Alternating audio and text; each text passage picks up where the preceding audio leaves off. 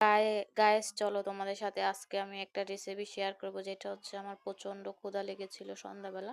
তো ভাবলাম সন্ধ্যায় কি খাবো, তো ভাবলাম আমি একটু পাস্তা রান্না করে খাই।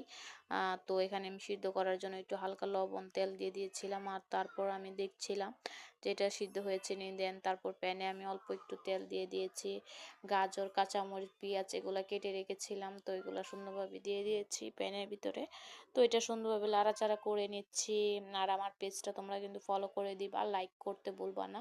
তো সুন্দরভাবে আমি এটা সুন্দরভাবে নাড়াচাড়া করে নিচ্ছি, যেহেতু একটু গাজরটা একটু মোটা মোটা, সেহেতু ভাবলাম যে এটা সিদ্ধ হয়ে যাক। আর আমার কাছে ডিম ছিল না, এটা কোয়েল পাখির ডিম ছিল, সেহেতু দিয়ে দিয়েছি।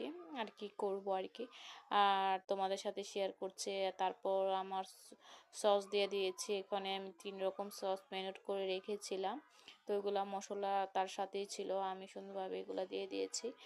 আর এটা সুন্দরভাবে কষিয়ে নিচ্ছি, মানে ভালোভাবে সেদ্ধ হওয়ার পর দেন আমি এটা দিয়ে দিয়েছি, পাস্তাগুলা দিয়েছি লাড়াচাড়া করে। আর এটা মানে খেতে খুবই এম্মি লাগবে, যেহেতু ঝাল ঝাল আমার কাছে ভীষণ ভালো লাগে।